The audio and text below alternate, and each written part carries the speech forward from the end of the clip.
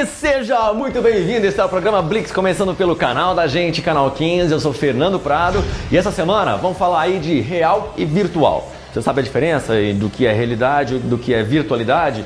Pois é, vamos tentar bater um pouquinho esse papo aqui, super filosófico, com convidados muito especiais. Antes de mais nada, já entra aqui, olha só, na Dica Blix tem Spazio Centro Estética, tem também Pet Shop Bicho e Rabicho, tem Excellent Global. Inglês e outros idiomas é sempre na Excellent Global. E também a Academia Informa, esperando você para malhar um pouco, beleza? Então, ó, recosta a poltrona, porque o Blix, para falar de real e virtual, tá só começando.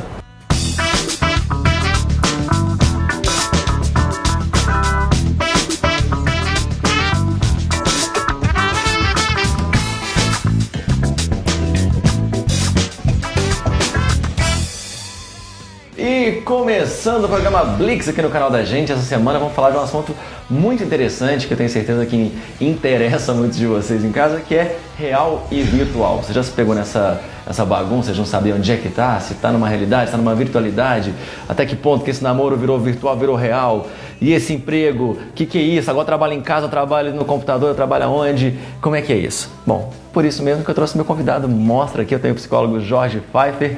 Seja muito bem-vindo, Jorge. Obrigado, vamos tentar conversar naturalmente o que é fantasia e o que é realidade, né? Pois é. E também precisa pensar uma coisa, Fernando, que até uns tempos atrás essas coisas não aconteciam, a não ser por telefone, que era o nosso meio de comunicação. Sim. Entrou a mídia das grandes produções, das grandes da tecnologia, da comunicação. Sim. E se inventou uma coisa para revelar a solidão do homem. O que é uma coisa muito séria, quer dizer, o sujeito é capaz de abdicar da relação com as pessoas à volta dele, afetivas, funcionais, pragmáticas e de toda ordem, para viver as fantasias da frustração dele enquanto pessoa, enquanto carente, enquanto realmente desejoso de um monte de coisa acontecer. Então o que acontece? Ele faz uma simbiose com pessoas que também sentem a mesma coisa e vira um troca-troca de mentiras. Sim. Que realmente um prega para o outro, que de repente eles começam a acreditar nelas também e Sim. transformar aquilo numa realidade que na realidade não leva a lugar algum. Entende? Quando se fala do virtual e da realidade, diz, a realidade é como é no lugar onde está. Certo. E o virtual é a fantasia onde você pode ir para onde você quiser. Pois é, e nessa o virtual é muito mais interessante. Exatamente, se torna naturalmente uma possibilidade de você transgredir aquilo que realmente também me incomoda. Sim. Que é a realidade. Agora, se a gente fosse pontuar, Jorge, assim, o que é a realidade? Você falou agora que é o que é agora, o que acontece. É o presencial. A realidade é o que acontece de fato. De fato. E não dá para você mudar, nem interpretar, nem nada, porque é como é. Quer dizer, a necessidade, a carência afetiva, a falta dos bens materiais, Sim. a necessidade de se afirmar como uma pessoa bem-sucedida e tudo mais, faz parte do mundo midiático, Sim. que está de acordo com a realidade. Agora, essa mesma mídia que produz esse tipo de desejo, Sim. produz outros desejos onde a pessoa se consome para alcançar. Certo. Então, com isso, ela entra no circuito, naturalmente, do virtual, para alimentar a ilusão de que um dia isso vai acontecer. Certo. E ela vai construindo nessa ilusão, a ilusão também de outros que sonham do mesmo jeito. O ser humano é um ser dividido entre o que ele quer e o que pode ser. E o que pode ser é o desejo. E o que ele é um saco. Não é a parte chata. É a parte chata da coisa. Então, para que nós vamos ficar com a parte chata se tem outras coisas que podem realmente, pelo menos, aliviar? É como uma droga. Sim. Né? O cara sabe que faz mal, ou sabe que vai ter naturalmente efeitos colaterais, mas ele não pode prescindir daquilo porque aquilo ali alimenta a ilusão dele. Olha que interessante. Mesmo sendo um projeto de morte, ele arrisca. Isso, nossa, foi lindo o que você falou agora, é um projeto de morte. É um encontro. Você acha então que a gente está partindo do pressuposto que o indivíduo é sozinho, ele está ligado à solidão? Porque me parece às vezes contraditório, porque você falou dessa solidão, desse encontro com a solidão, mas no mundo virtual ele vai atrás de redes sociais. Não é? Sim, exatamente. Ele vai compensar essa pseudo-solidão que ele não transforma em outra coisa, Sim. em cima de outros solitários. E aí se forma um grupo. Quando é um grupo, há interatividade. Há naturalmente a fusão no meio da confusão. Sim. De que os dois têm os mesmos desejos, as mesmas expectativas, amam do mesmo jeito, têm necessidade e vontade de fazer uma série de coisas e tudo mais. Só que nisso entra o lado naturalmente do ingênuo e do perverso. Porque o perverso não faz só com um, faz com muitos, para levar vantagem ou para naturalmente procurar nesse séquito de servidores da causa dele, aquele que o beneficie. É muito comum você ver em outros países, jovens e tudo mais, entrando em contato com senhoras viúvas, solteiras e vice-versa, né? Naturalmente, trazendo para elas uma imagem de que o amor é possível, para que naturalmente eles tenham as benesses de um cotidiano com elas, onde elas naturalmente podem provê-los daquilo que eles querem, uma liberdade de sair daquilo que incomoda.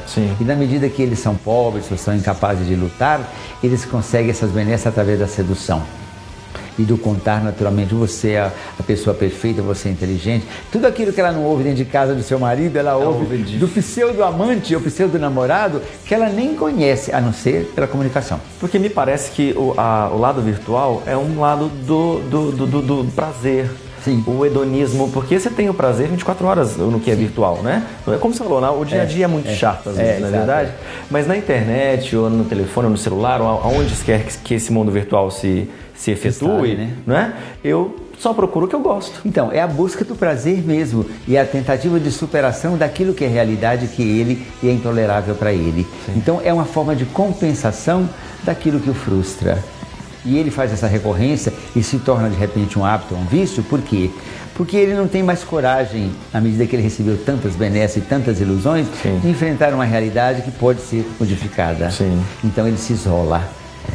Eu sei de casos de pessoas que ficam nas madrugadas 3, 4 horas na frente do computador conversando com seu amigo, com sua amiga, com sua namorada ou com seu pseudo-amante e tudo mais, além naturalmente irem a extremos de cometer ou de desenvolver até o sexo virtual como uma forma de compensação. Olha como nós nos entendemos bem, até intimamente. Quer dizer, isso aí é uma forma patológica de lidar com o quê? Com o proibido, com o possível e tudo mais. E patológica, Jorge? Eu diria patológica na medida em que você alimenta isso como verdade. Né? Quer dizer, se o outro fala para você, entre aspas, essa verdade e você acredita, vocês fazem uma comunhão de ilusões ou de mentiras que um conta para o outro. E vamos pensar que, você voltando para a realidade, também não é assim. Tem muitos casamentos que os homens traem, as mulheres traem, mas você é o melhor homem do mundo, você é a pedra, a tampa da minha panela e tudo mais. Tudo conversa mole. Tudo na necessidade de preservar aquilo que já está garantido. Olha só, eu vou pegar essa pausa do Jorge para a gente ir para o próximo bloco. Eu quero entender, inclusive, se isso também não é uma forma de virtualidade. Segura aí que eu já volto. Voltando ao programa Blix, hoje falando aqui de realidade e virtualidade. O que é real, o que é verdade, o que é mentira. Quero saber disso um pouco, Jorge, também, que se isso tem a ver com verdade e mentira. Mas antes disso, Jorge, a gente falava no bloco anterior dessas relações também que são reais, mas que são projeções. Quando eu trabalho essa projeção, você é a tampa da minha panela, como você é isso. É o homem da minha vida, a mulher que ninguém é melhor que você. Isso não é também uma virtualidade? Também é uma virtualidade. É uma forma de garantir aquilo que já está naturalmente, de alguma maneira, perdido como realidade de fato. Então é preciso ser substituída pela arte de fingir a realidade. Isso na psicanálise é visto como uma forma de manipular a ilusão também para os outros. Você lembra daquela série do Casal 20? Sim. O Casal 20 corre perigo todo o tempo, né? E naturalmente eles são aliados, por quê? Porque o amor salva tudo. O amor realmente só salva aquilo que você acredita quando você acredita nele. Quando você finge até o amor, o que é que você realmente faz? Alimentar também uma ilusão, que no fundo é um passeio virtual sobre as possibilidades que você tem de enganar a si e ao próximo. Certo. Agora, quando você falou no início do programa sobre fantasia, sobre o que é fantástico, a virtualidade também encanta pela sua dimensão fantástica. Claro. Quando você falou inclusive do próprio telefone, né? Creio eu que quando as pessoas passaram a se comunicar por telefone, imaginar que aquela voz percorria um espaço, tinha uma magia. Tinha. Isso também tem uma atração, não tem, Jorge? Tem uma atração, veja bem, tudo que realmente transgride aquilo que está acessível, mas não é o que você quer. Então você precisa de produzir uma possibilidade, mesmo que seja a longa distância. E a internet nos deu isso, né? Sim. Só daqui uns dias vai ter gente querendo falar em outros planetas, se houver naturalmente esse tipo de coisa. Por quê? A forma dele transgredir estende para mais longe até do que ele possa pensar. Por quê? Porque não está no objeto, não está no aparelho, está dentro dele. Sim. E a necessidade que ele tem de compensar-se. Quando eu disse que o ser humano é um ser sozinho, é um ser solitário. Essas coisas que a gente trabalha na psicologia de sujeito muito fechado, de pouco papo, tímido, isso e aquilo, são percursos muito primários disso que vai ele se transformar mais adiante. Vai ser um cara calado, marido de pouco papo, marido que cumpre obrigação, mas que a afetividade dele não aparece como uma manifestação de que ele é um sujeito feliz. Entendo. Entende? E a compensação que ele faz nessa pseudo-felicidade é entrando em contato com outras coisas que preenchem os vazios dele. Tá. E quando eu falo de real e virtual, eu posso falar ou é um erro falar de verdade e mentira? O que é real é o que é verdade, o que é virtual é como... Então veja bem, o que é real é aquilo que a gente não quer acreditar, e o virtual é aquilo que a gente acredita. Sem ser. É quase ao contrário, então. É aquela história, tem gente que conta tanta mentira que acredita nelas. Sim. É a mesma coisa, não é? Conta a história e tudo mais. Quando a gente está numa sessão de terapia, né, e as pessoas começam a contar um sonho, o Freud disse, desconfie dessa primeira história. Peça que ele conte novamente. Sim. E quando ele conta, é como Machado de Assis também teria dito, quem conta um conto aumenta um ponto. Aí ele acrescenta alguma coisa mais, ou seja, ele vai tentando ilustrar aquilo de uma forma tão acessível que o analista vai dizer, bom, mas você não colocou isso, por quê? Sim. Aí devolve para ele responder, por que que isso faltou e isso também é importante para você? Isso tem alguma coisa a ver com alguma coisa que você não quer? Sim. Então, é uma forma de capturar o sujeito através de quê? Daquilo que a gente chama de ato falho. O ato falho é não dizer dizendo, ou como dizia os Chaves, sem querer querendo. Olha, é o exemplo do ato falho. Exatamente. Agora, me corrija, por favor, se eu estiver errado. Eu lembro de algum tempo ter lido, mas posso ter confundido também, que quando a gente lembra de alguma informação, a mesma parte no cérebro ali que se esquenta é a mesma que se esquenta quando a gente está criando uma história.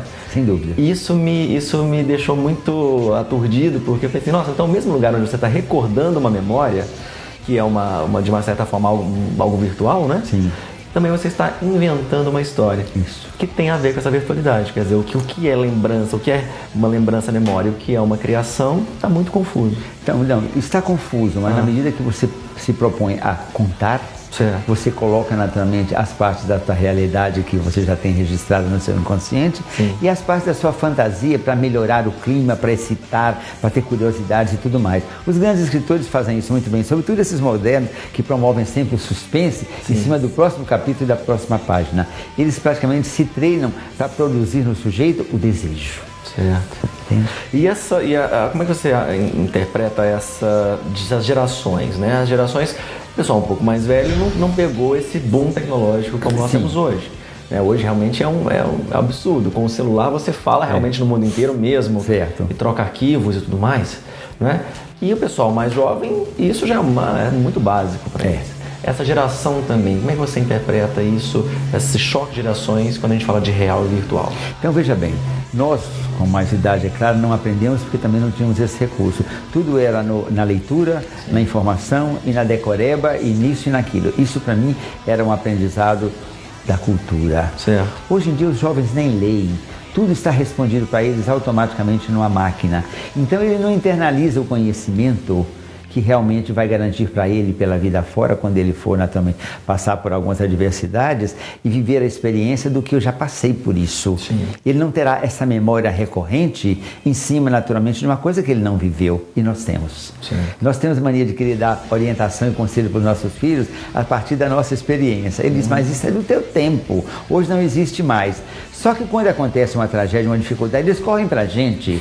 Então, como é que eu faço com isso? Dizer, olha, avisar você foi, mas isso como não é do meu tempo, é do meu tempo e não é do seu, você vai ter que começar a perceber que o seu tempo não é diferente do meu. Você tem mais recursos. Ou então, se vire, cara. Muito bom, né? Quer dizer, você devolve para o sujeito, sim, uma coisa que ele chutou, sim, na tua cara. Sim. E diz, já que o seu é mais fácil, mais isso, resolva. Porque eu não conheço isso nem para te ajudar. Entendo. Ou seja, é uma vingança que não é a maligna, mas é uma forma de devolver para o sujeito aquilo que ele chutou como não aprendizado de coisas que fazem parte do próprio conhecimento e da sobrevivência humana. É uma forma de educação, com certeza. Também, sem dúvida.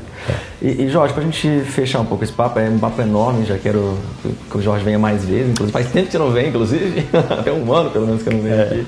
Mas Jorge, você acha importante desconectar do virtual ou a outra coisa, o outro lado também da moeda, desconectar do real? Eu acho que você tem que Bom, tem não, você precisa viver a tua realidade e usar os recursos que naturalmente a tecnologia e a modernidade trouxe para você. Eu acho que o virtual tem o seu lugar, mas ele não pode ser o único lugar na vida do sujeito a quem ele recorre para poder não enfrentar a realidade. Entendo. Então ele tem que ter a realidade e a virtualidade como um parâmetro para ele também pensar como seria se eu fizesse desse jeito e tudo mais. Mas aí ele volta para a realidade e diz, com aquilo que eu poderia ser, eu posso também lançar mão de algumas coisas que eu ainda posso fazer. Sim. E essa recorrência devolve para ele uma confiança para ele enfrentar a realidade.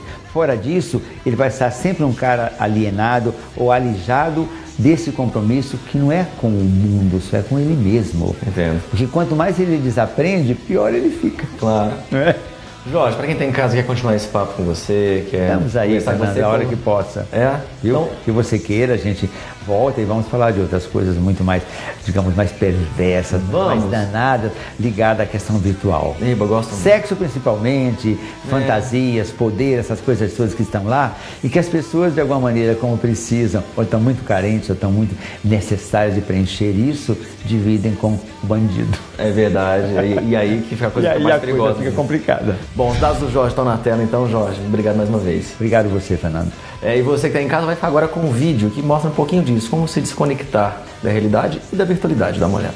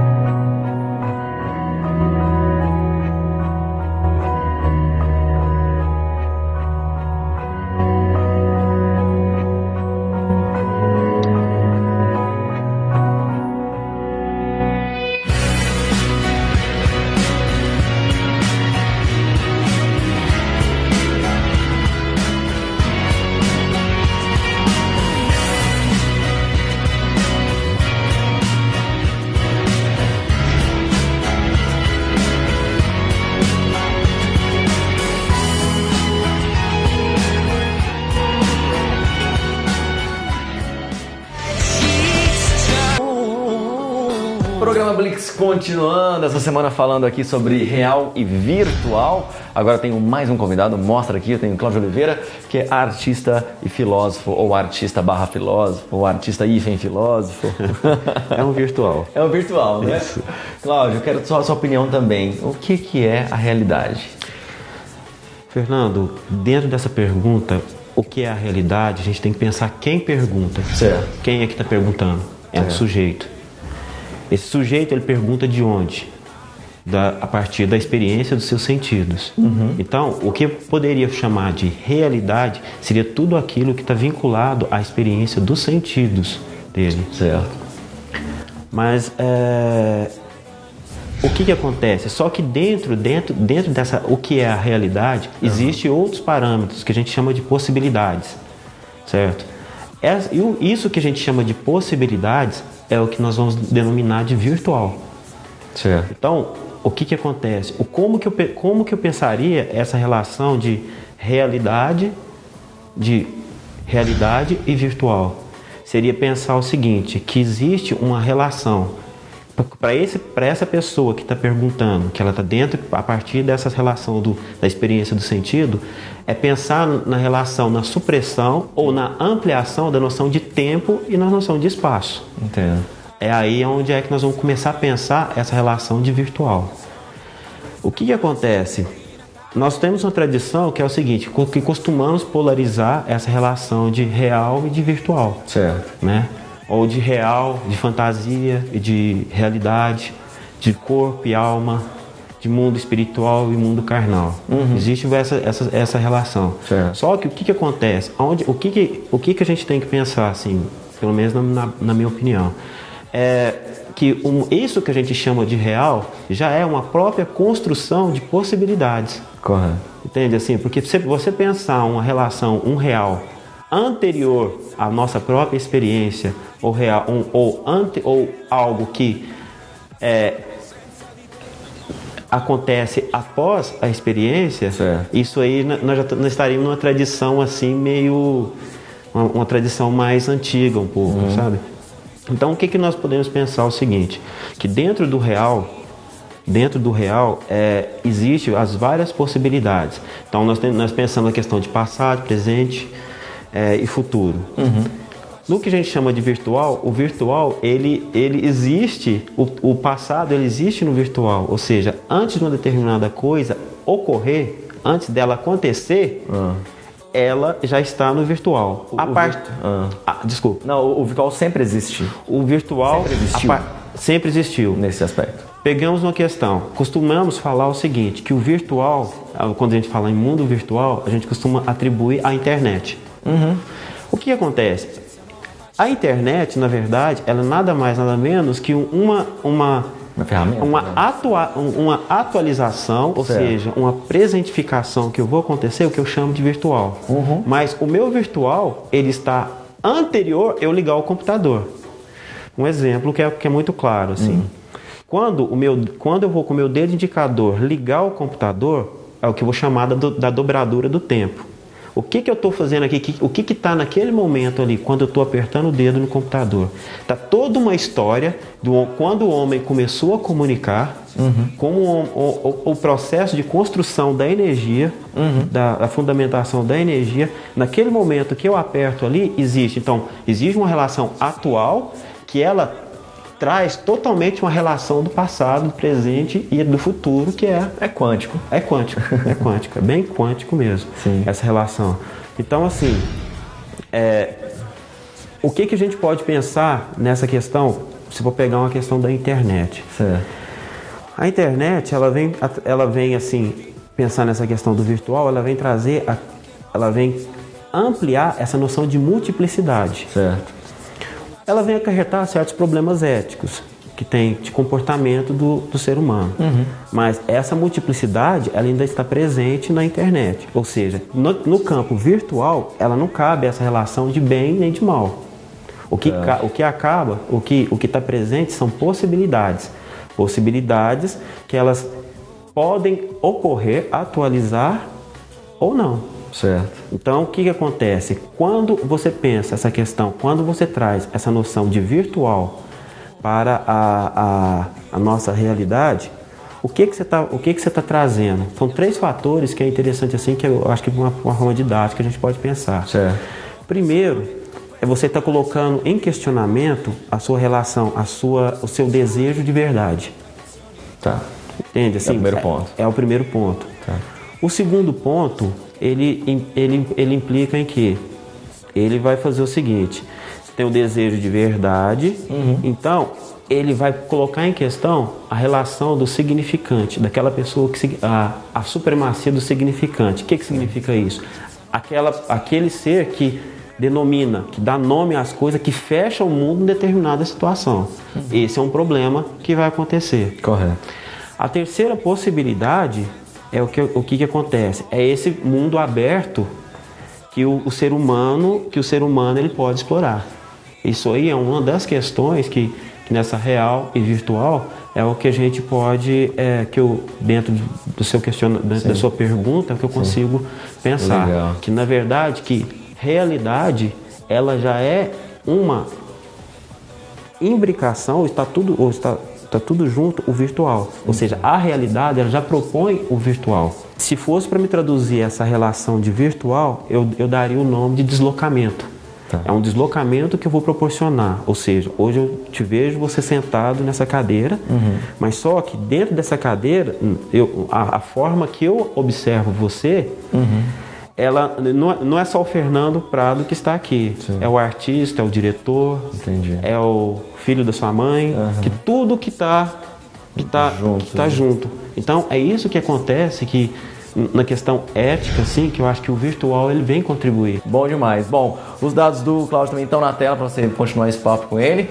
E na próxima semana a gente volta com mais assuntos legais. Já entra aqui, ó, programablix.com.br e vai sabendo de tudo que tá rolando, beleza? Antes de mais nada, um super abraço para Espásio, Centro Estética, Pet Shop Bicho e Rabicho e também Academia Informa. Ah, e tem também a Anima Fest, a marca da sua festa. Fica daí, que eu fico daqui, a gente se encontra numa próxima virtualidade.